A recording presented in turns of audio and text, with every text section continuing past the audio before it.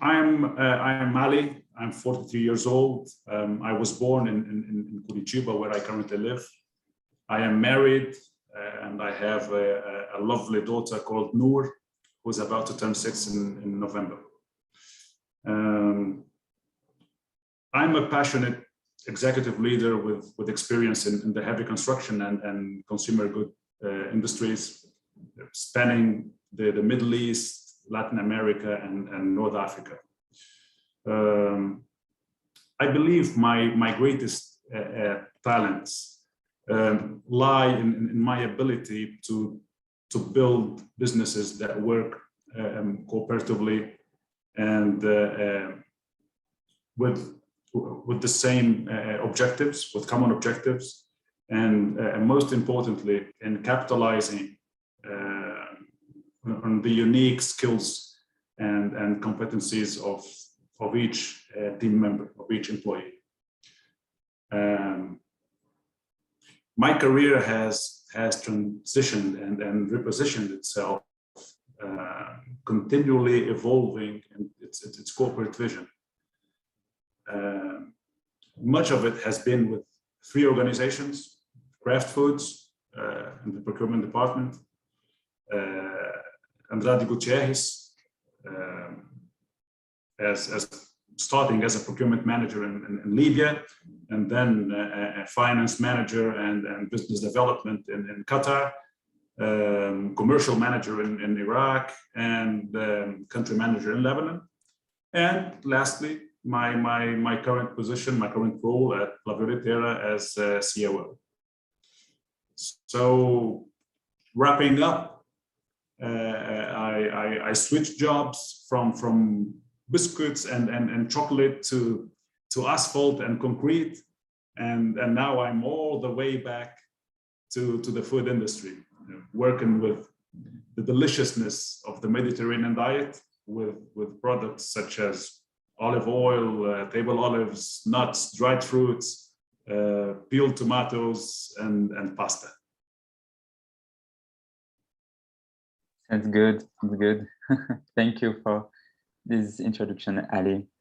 So I would like to start the interview about this point. So as you said, you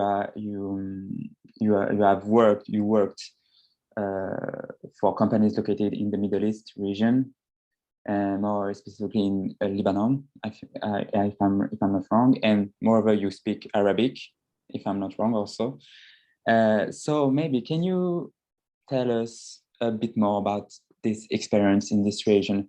Why did you decide to take this opportunity to work in this region and this country?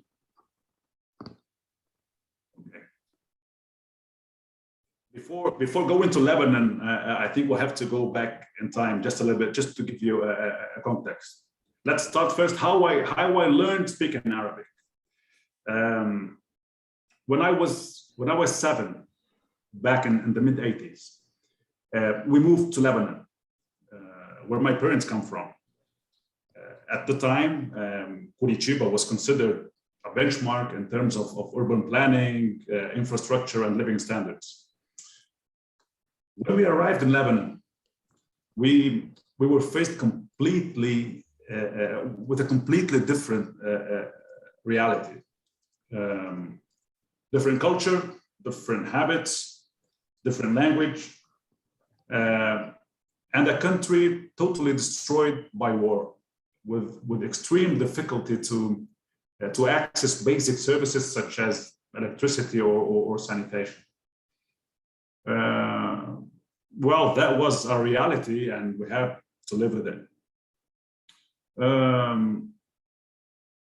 I had daily classes of Arabic and English languages, and the funniest thing is that at a certain point, I started forgetting the Portuguese, my mother tongue, while my English and Arabic were still broken. So I spoke the 3 of them very badly.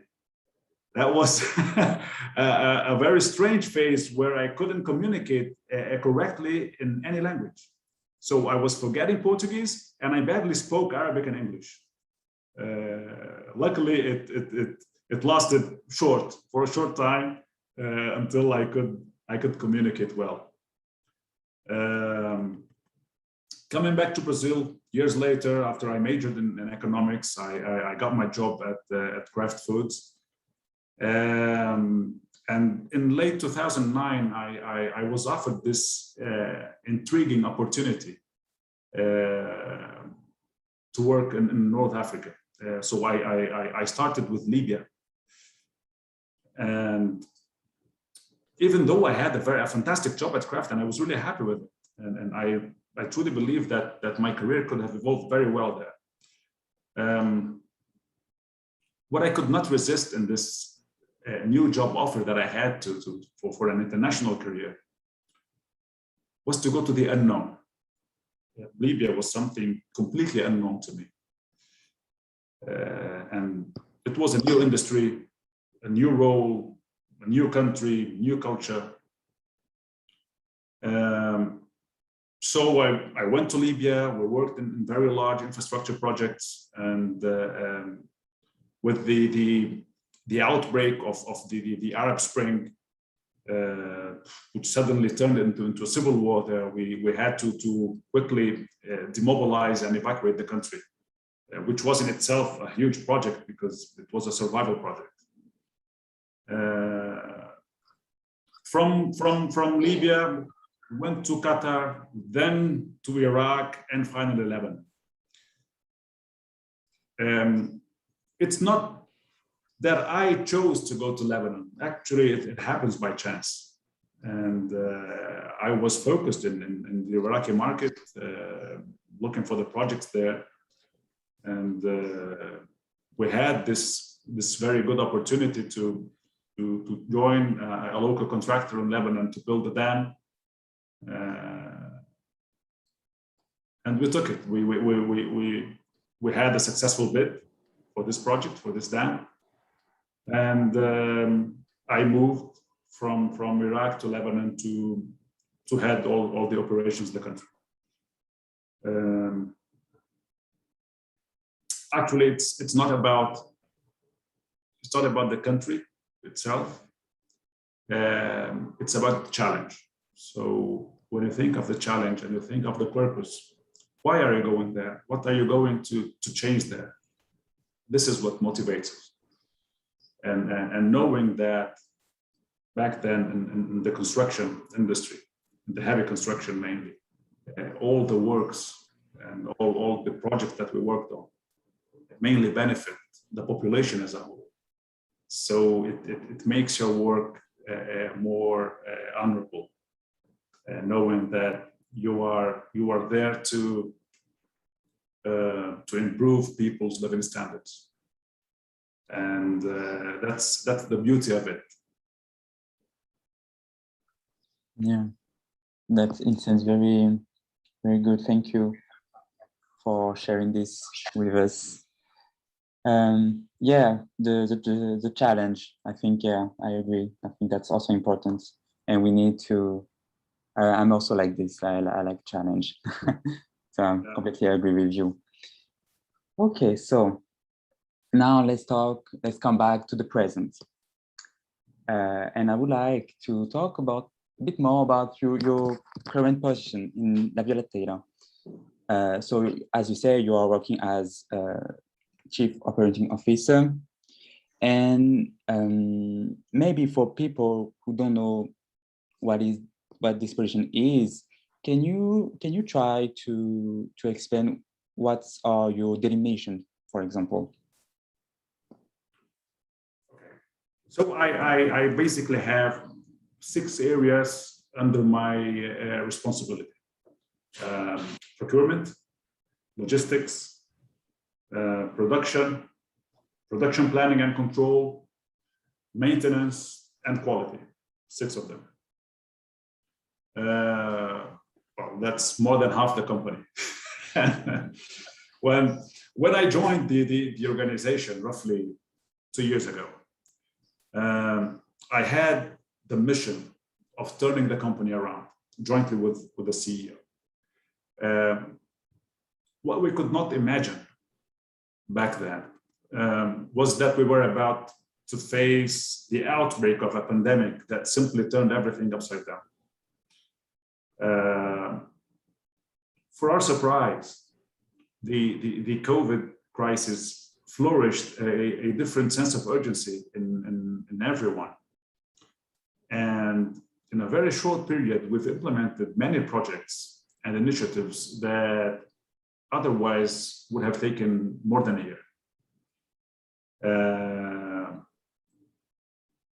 We still have a long way ahead. The retail market has changed a lot in the last 5 years. Actually, I've read an article recently that in the last 5 years, the retail industry changed more than the prior 50 years. So we have a big challenge to digitalize our organization, to be present in the omni-channels.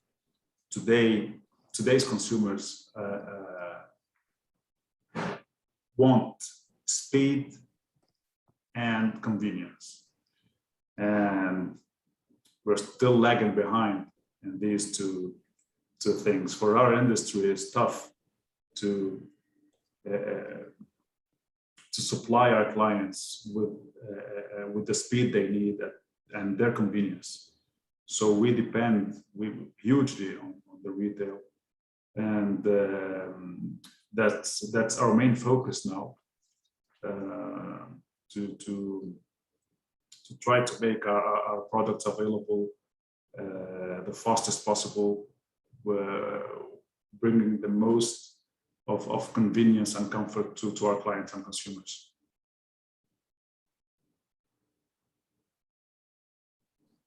Thank you. Yeah, that's very interesting, because last week or 2 weeks ago, I got a conference about this, the digitalization of the canals, of the different canals, and the emergence of this digital consumption. And I was just looking for some figures, interesting, and now 19.7% of the consumer are looking for internet before to buy something. So it's like, it's a very how can I say this? It's like a habit now, the digital. It's our daily routine. So I think that's a big challenge for a lot of companies to be in this digital transformation. So as you said, yeah, that's a challenge. And how was it for you as your current position to challenge with this digital transformation? Well, we're starting this process. We'll still have a long way ahead. I truly don't believe that the industry will have its own platform in terms of omni-channel and B2C. However, we need to have very strong partnerships with the retailers. So we need to be present in our partners' marketplace and their websites, and not directly. It's not our platform selling directly to consumer. Okay, we do have our webpage and our e-commerce, but most importantly, we have to be present on our clients' platforms and the retail's platforms. It's challenging. Yeah, I agree. I agree. Another point that I would like to talk about with you is about your international career. So, as mentioned earlier, you had the opportunity to work abroad, you also study abroad in London Business School. What advice can you give to the people who are here with us today, and what's our any advice that the young people should have to start international career? Well, firstly, think of yourself as a global citizen. We live in an interconnected world that requires from us to be genuinely open-minded. Be curious to understand in depth other countries' culture, traditions, customs, and don't be afraid to think big.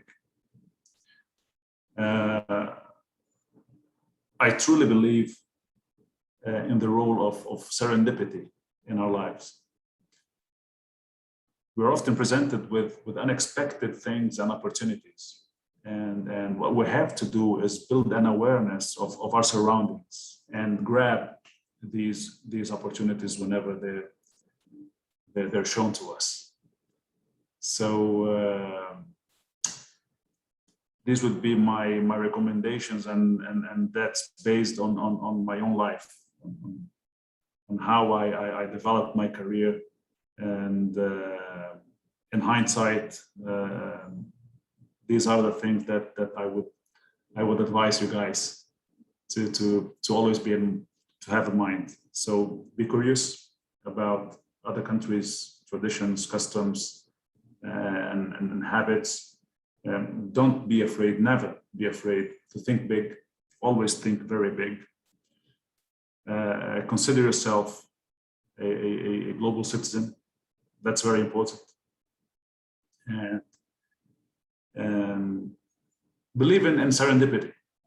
Serendipity is not simply luck, because luck happens to us without knowing anything. So it comes out of a sudden, and we have no control of luck. But serendipity is something that, if you build an awareness about your surroundings and what you want in life, you'll get it for sure.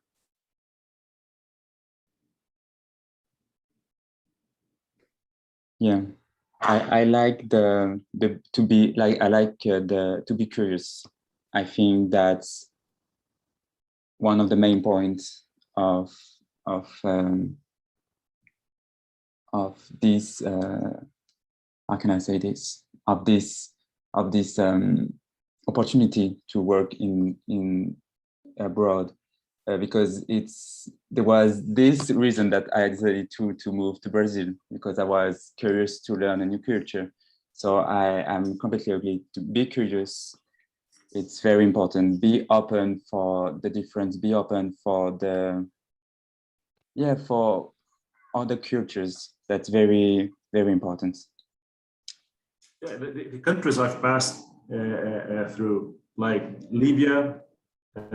Let's talk about only the Arabic-speaking countries. So we have Libya, Qatar, Iraq, and Lebanon. These 4 countries where I lived. The only common ground they share is the language. By the way, is the written language. The written Arabic is common to all of these countries. The spoken Arabic is different, and the culture is totally different. So it's not the same culture only because they do share the same language. So that's why I tell you, be curious about other countries' culture. When I moved to Libya, to be honest with you, I thought, okay, I speak Arabic, so for me it will be a piece of cake. What? I really had troubles there, because I thought I knew everything about the country. I didn't know anything. I only knew the language. So I learned it the hard way. That's why I'm telling you, be curious to learn about the different countries' habits, cultures, and traditions. Yeah. Okay, I think we can start try to answer the question in the dory. There is already there are already some questions. Guys, if you want to ask a question, I'll send the link in the chat in the Zoom. So I will just share my screen with the Dory, okay? And let's try to answer. That's not this one. Sorry. Here, I want this one. Here, perfect. Can you see my screen with the Dory now? Yep. Yep, okay. So we have 3 questions for now. The first one, why did you decide to change of sectors? I think that's related to after the Middle East. Why did you go to the food sectors? I can say this.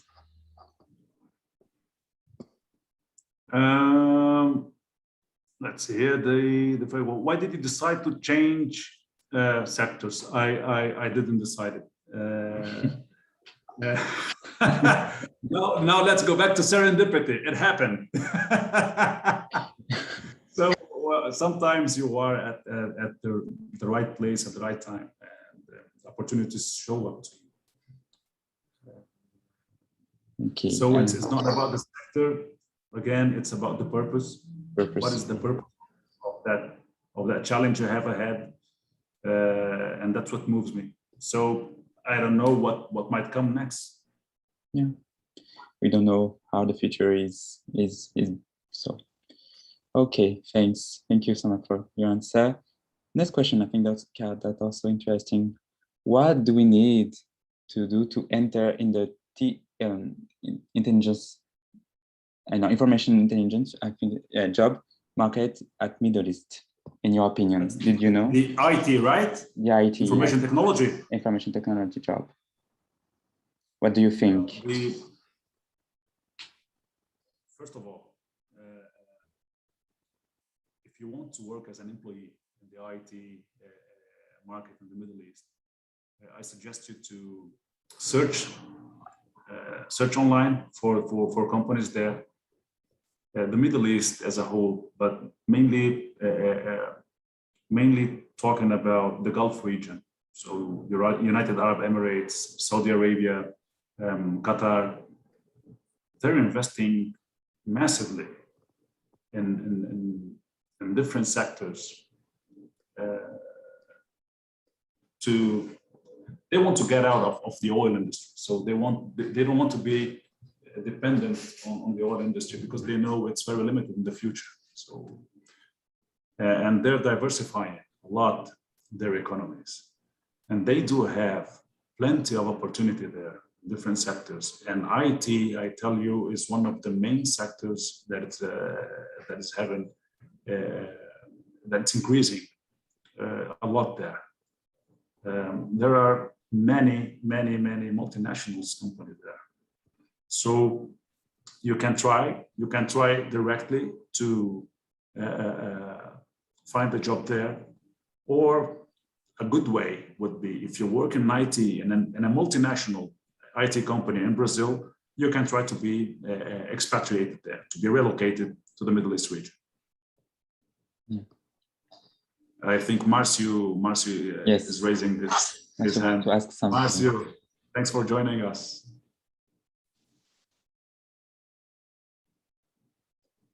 Marcio, I think you are muted. I can't hear you. It's muted.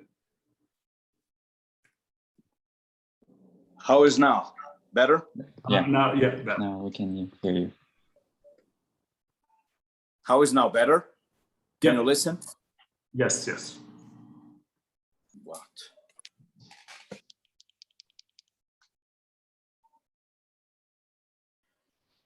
Can you listen me now? Yes, I can hear you. Yep.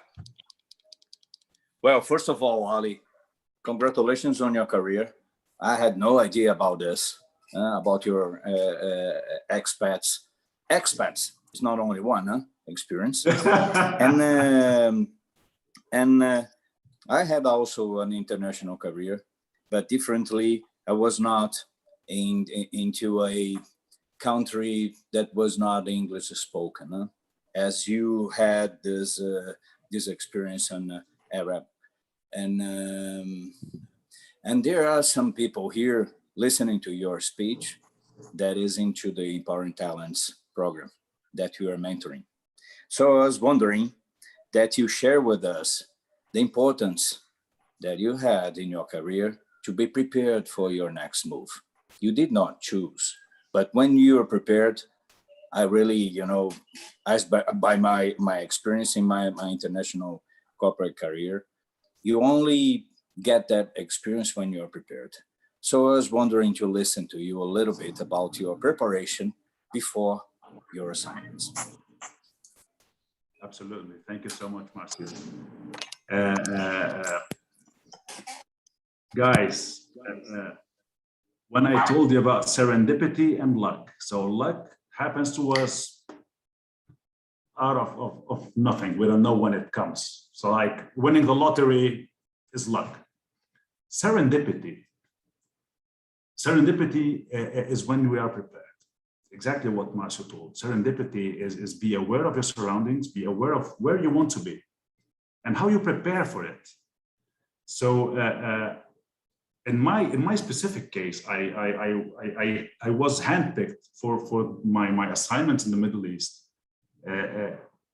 mainly because I knew the language. Language was the first thing, and for being approachable and the way I could be well spoken and understand the different cultures. So when I say be open-minded, is that we have let pass all the prejudice and try to understand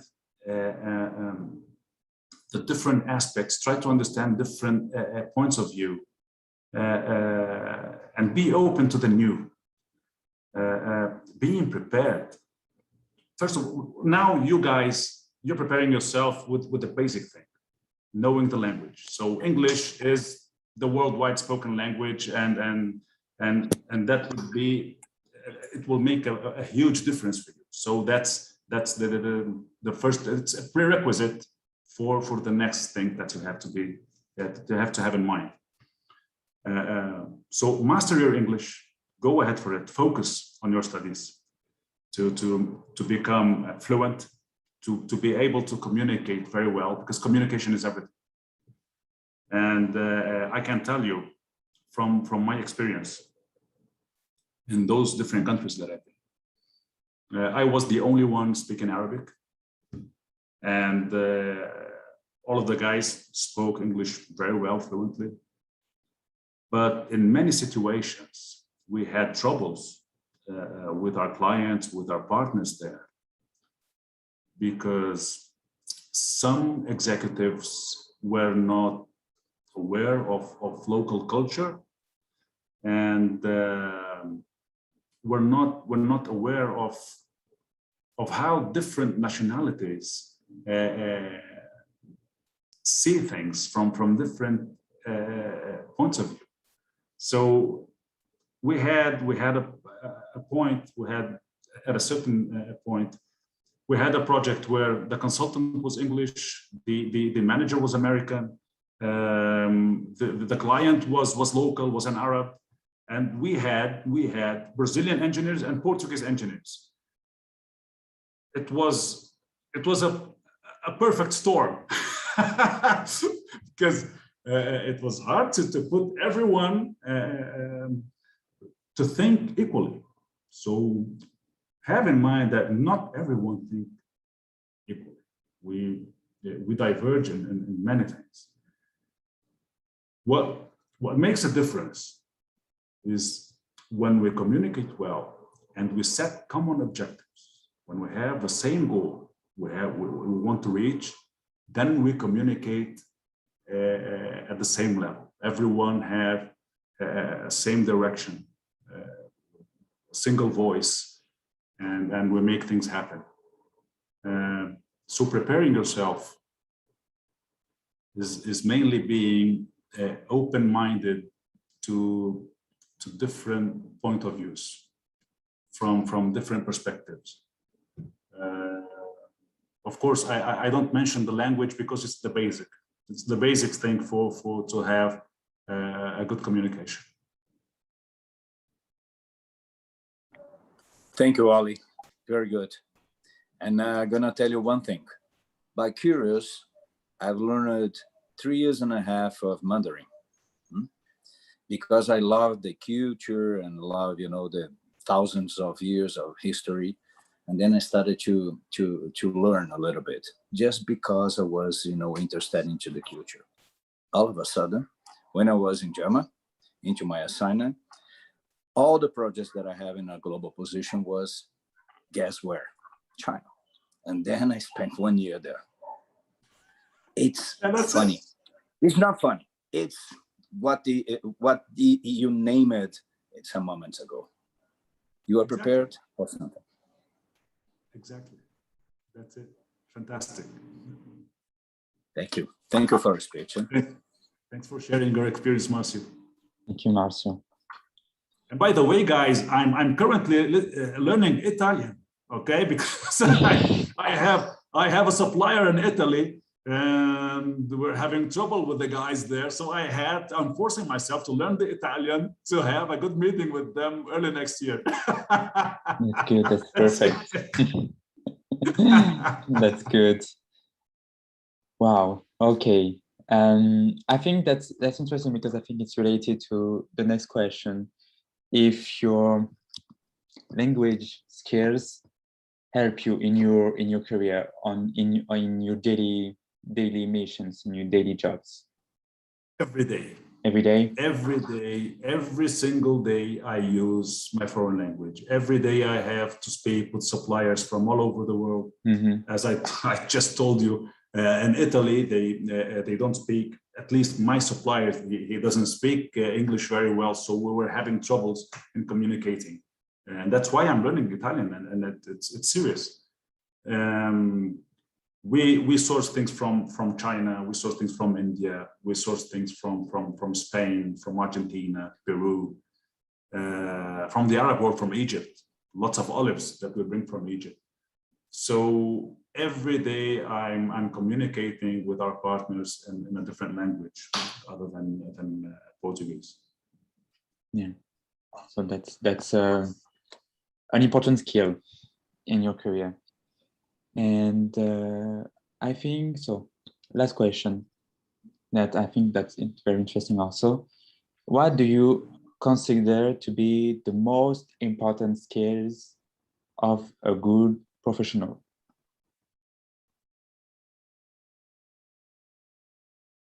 The most important skills. Mm-hmm.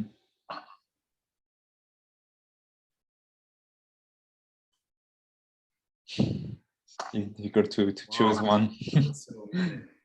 Difficult to, yeah, I agree. I think there is a lot of important skills. So if I need to choose one,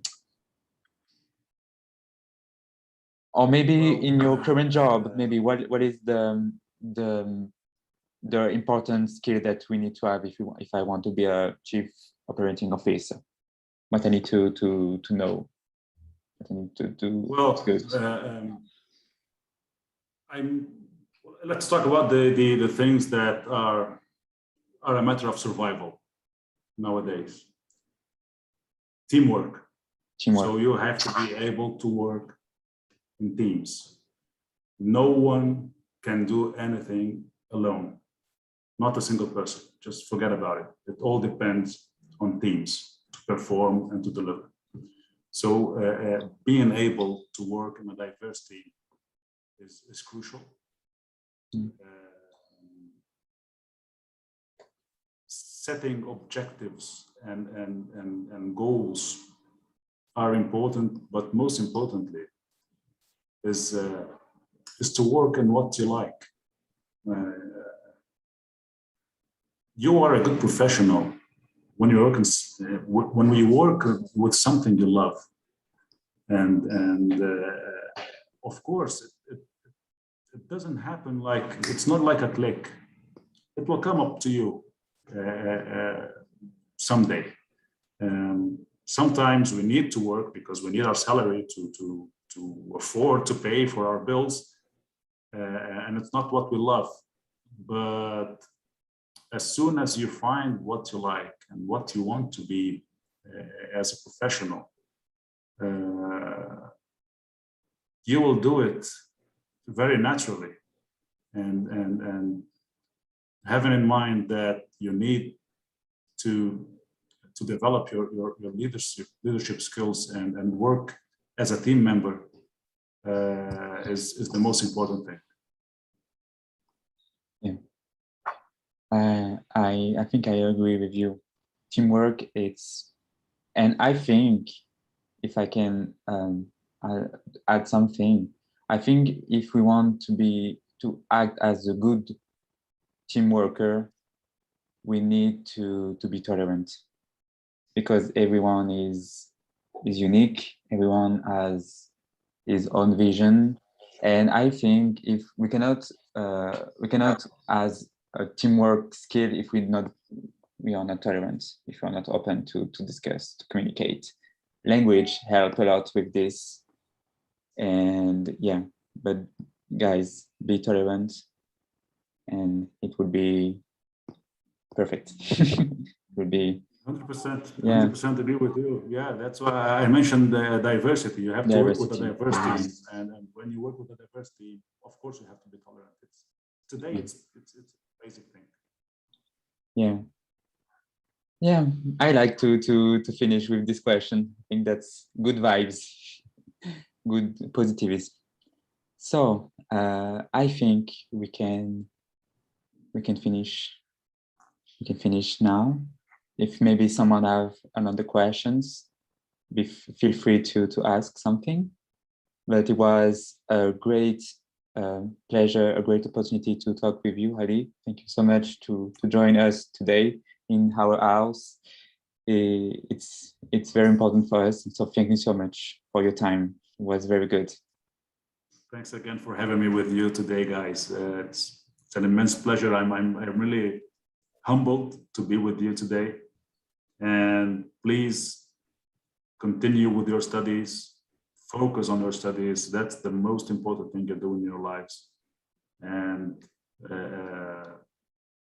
don't limit yourself to English, okay? So try to learn as many languages as you can. It's fantastic.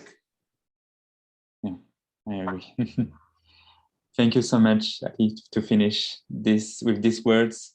Thank you so much, guys, for today. I hope you enjoy this event. So thank you so much. And I don't know when is the next Lingotalks, but feel free to follow us on our social media to be aware for the next event. Okay. Thank you, guys. Thank you so much for today. Ciao, ciao. Ciao, ciao. Bye. Bye, bye. Bye, bye. Thank you, Ali. Thank you, Marcio. Bye.